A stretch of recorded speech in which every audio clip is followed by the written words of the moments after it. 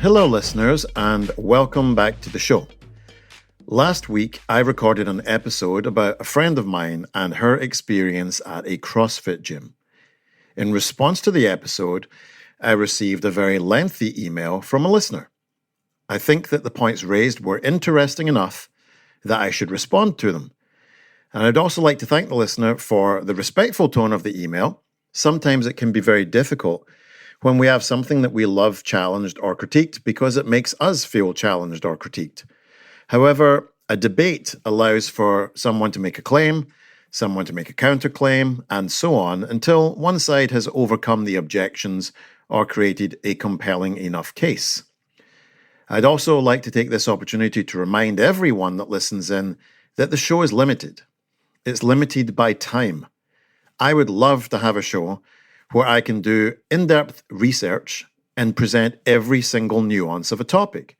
But sadly, the shows are limited to 10 to 15 minutes, and I can't possibly cover every angle in that time.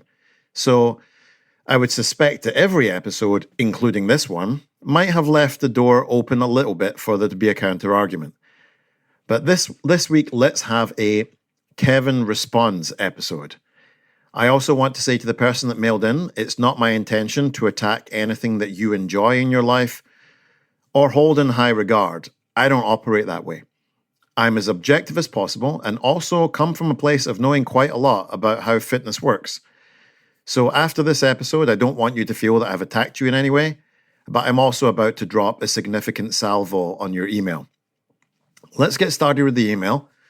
I'll respond to each point as we go so that listeners are able to follow on, point by point.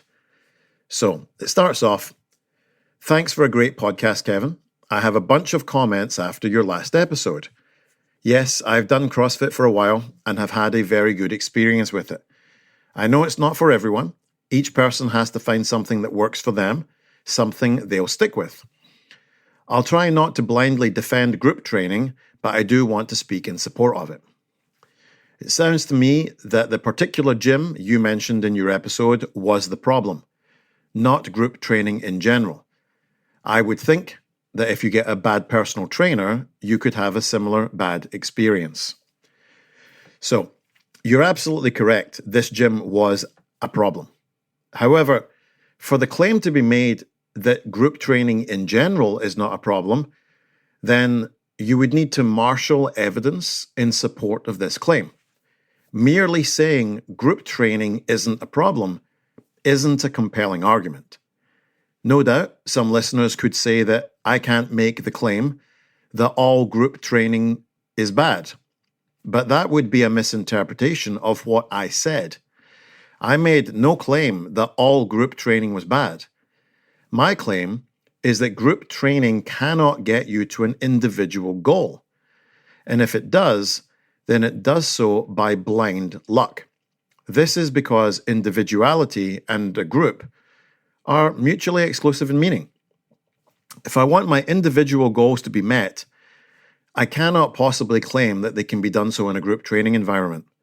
Furthermore, I'm going to make the bold claim that this argument is undefeatable, and I'm going to do that on epistemological grounds. So I hope everyone will forgive me for this, but I'm about to go full philosophy.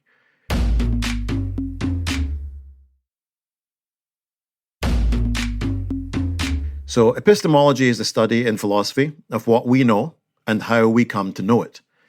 And there's one way that we can look at these things. It comes from a philosopher called David Hume, who actually comes from Edinburgh, and that's where I'm studying.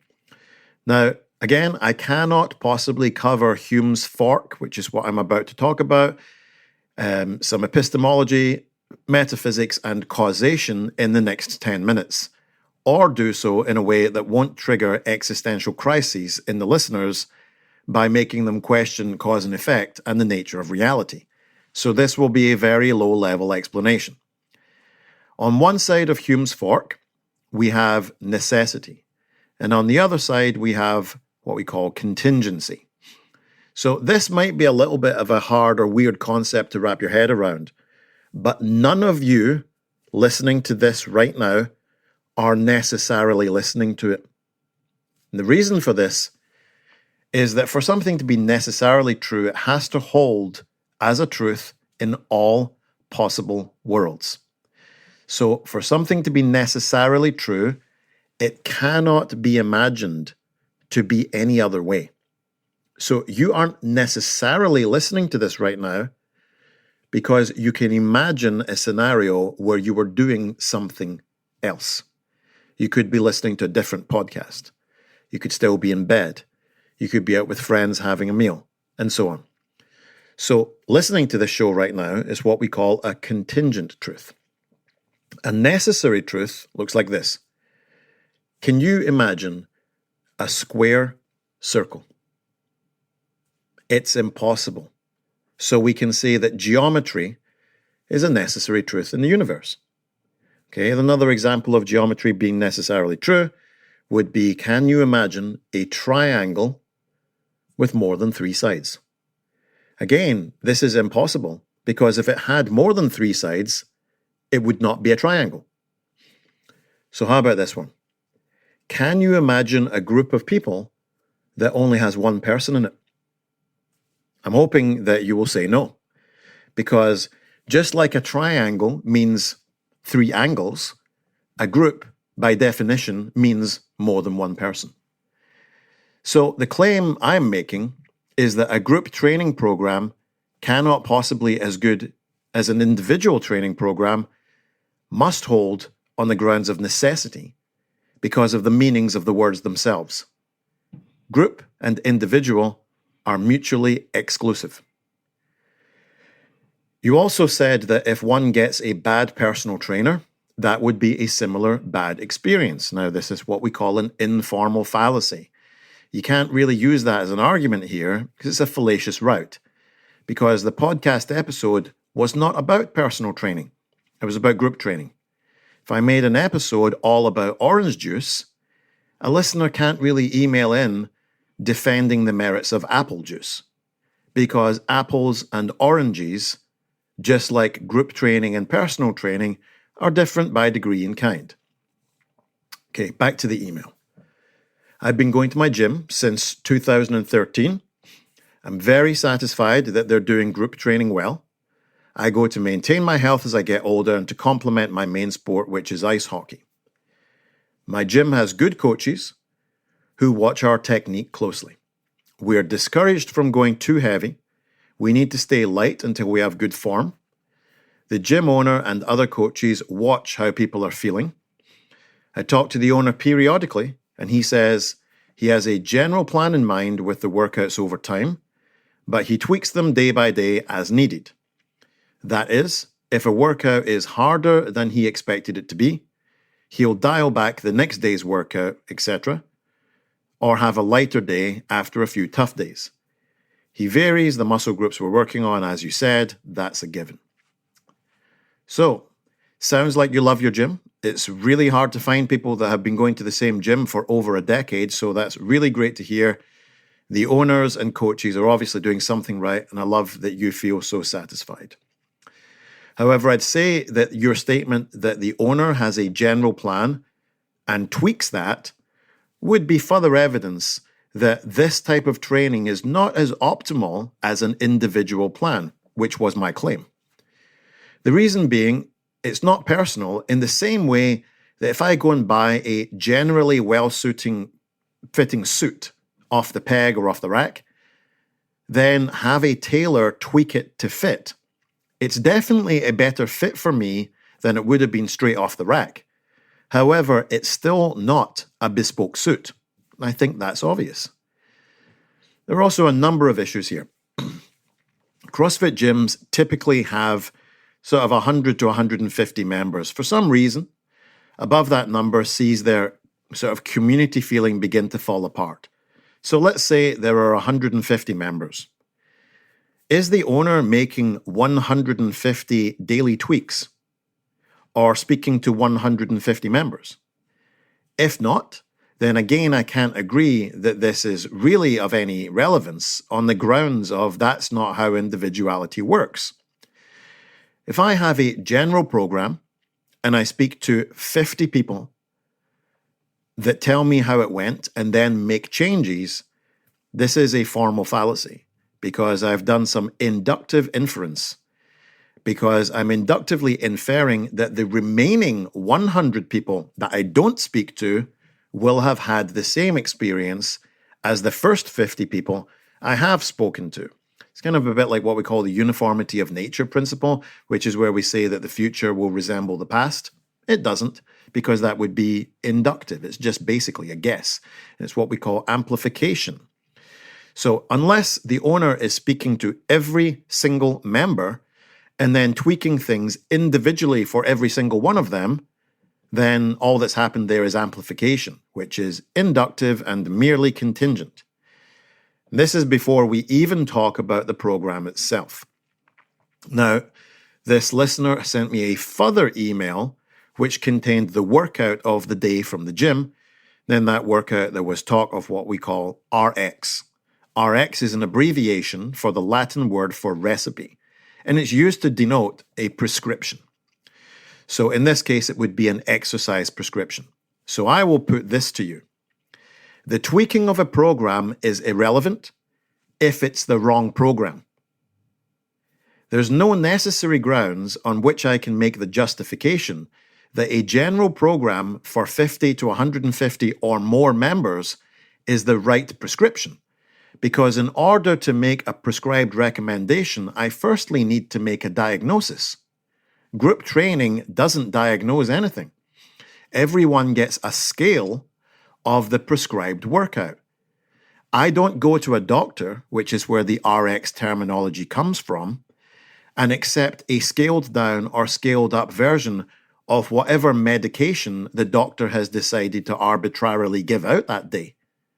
So tweaking fails to be a successful or satisfactory alternative to an individual program because it may well be tweaking the wrong program. Back to the email. The gym owner is a former CrossFit Games athlete, and it's interesting to see how his programming has evolved over the years. It used to be more predictable. Warm-up, lifting with good form, as I said, and metabolic conditioning. He's written Metcon here. Metcon is the abbreviation for that. But over time, he has learned a lot, and now he works in more core work and flexibility work than he used to, with less pure lifting. He talks about diet and nutrition more. He feels this approach also makes CrossFit less intimidating to newbies and keeps normal people coming back. It's more suitable for people in any phase of life, in his opinion. Someone looking to just lift heavy or go to the CrossFit Games would be in the wrong place. Those are not the goals of his program. All right. Sounds reasonable, but in your second email to me, which was the gym workout for the day that you sent, the workout said that the goal was to build to a heavy single deadlift or a 1-rep max. So this evidence from the program you have sent me would be entirely at odds with the claim that you're making, which is that if someone is looking to lift heavy, they would be in the wrong place. If lifting heavy is not the goal of the program, then why was the program of the day to lift as heavy as you can? Something cannot be A and also not A at the same time, because that violates the law of non-contradiction. All right, back to the email. Your gaslighting comment also caught my ear. While there may be some truth to that, I think individuals also need to take some responsibility for their health. Just because someone says, do this, doesn't mean you have to do it. It's okay to listen to your body and say, hey, this particular movement isn't good for me today. You shouldn't just blindly follow. Take some ownership of your own body.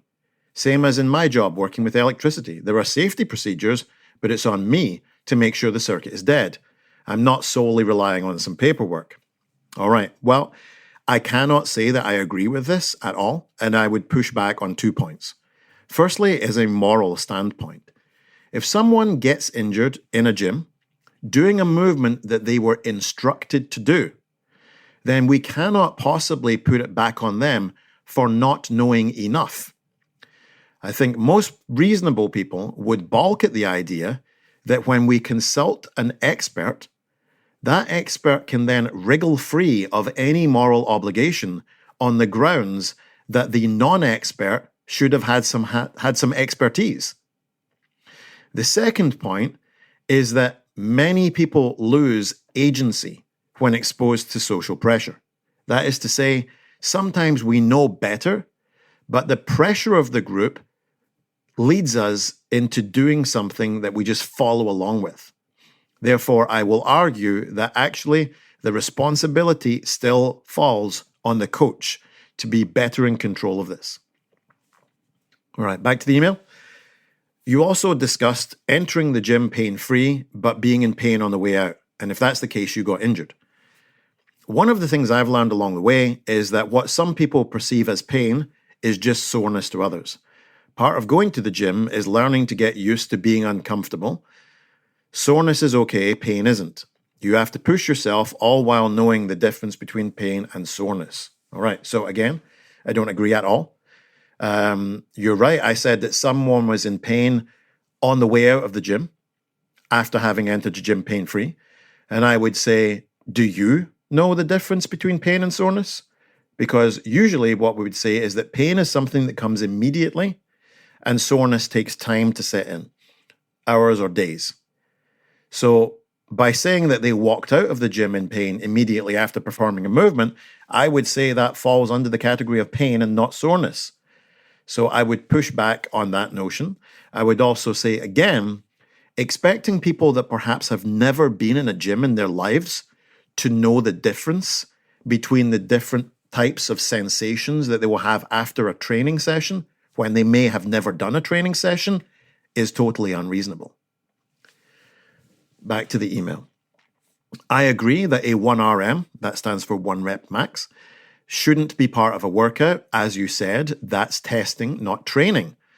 I do think some weightlifting, lighter weight, more reps, is perfectly appropriate for a workout once in a while.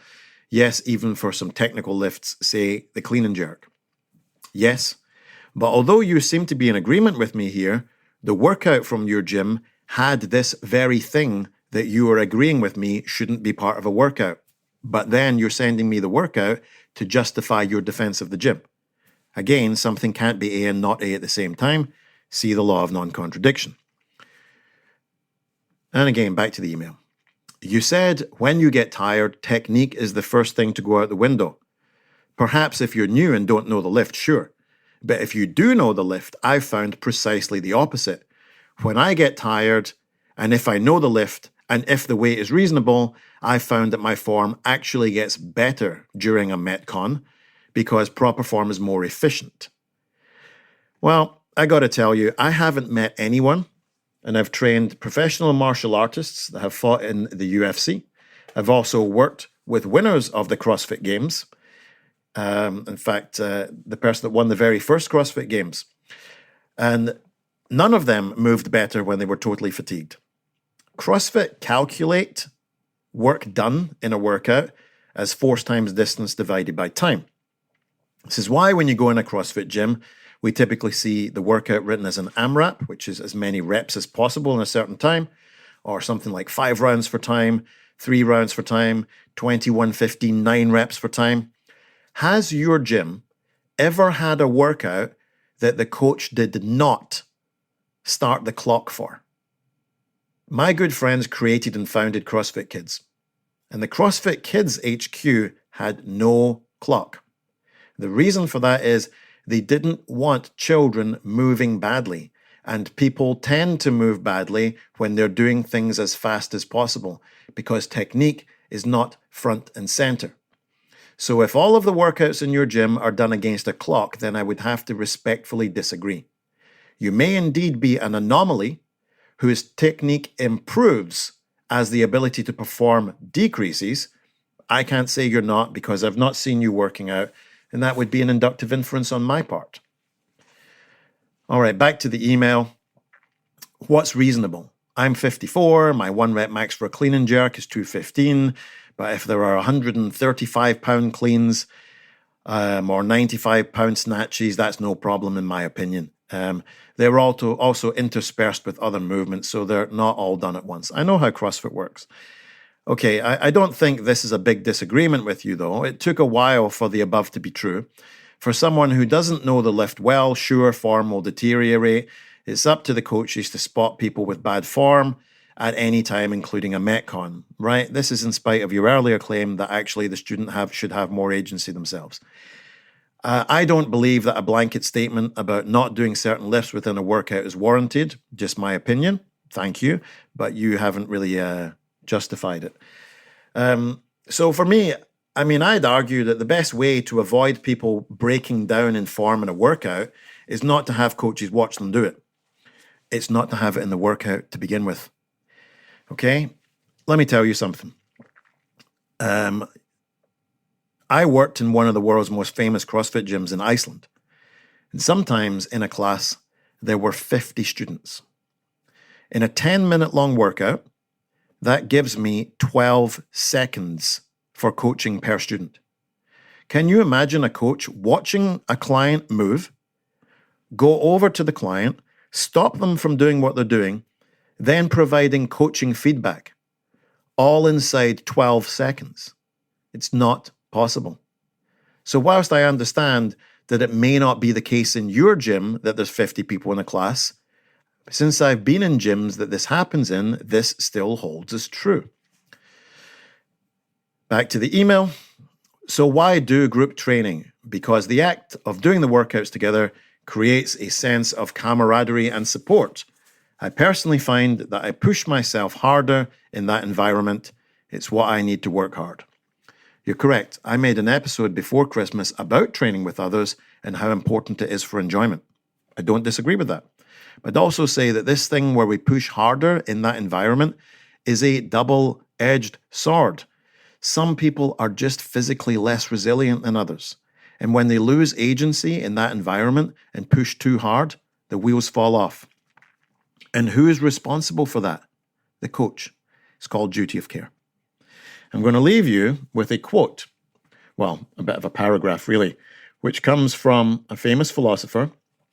Most of you will have heard of this, I think, therefore I am, and that comes from René Descartes. So he was, sort of 1596 or thereabouts to 1650, so quite a while ago now, but here we go, and comes from his first meditation, and it says, "There is not one of my former beliefs about which a doubt may not be properly raised. And this is not a flippant or ill-considered conclusion, but is based on powerful and well-thought-out reasons. In future, I must withhold my assent from these former beliefs just as carefully as I would from obvious falsehoods if I want to discover any certainty. But it's not enough merely to have noticed this. I must make an effort to remember it. My habitual opinions will keep coming back, and despite my wishes, capture my belief, which is if they were bound over to them as a result of long occupation and the law of custom."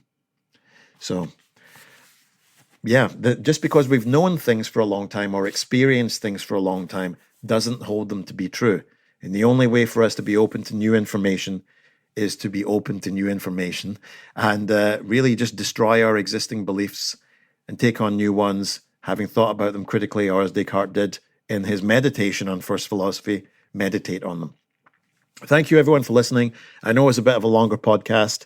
If anyone has any emails that they want to send in for me to reply to, just like this, feel free.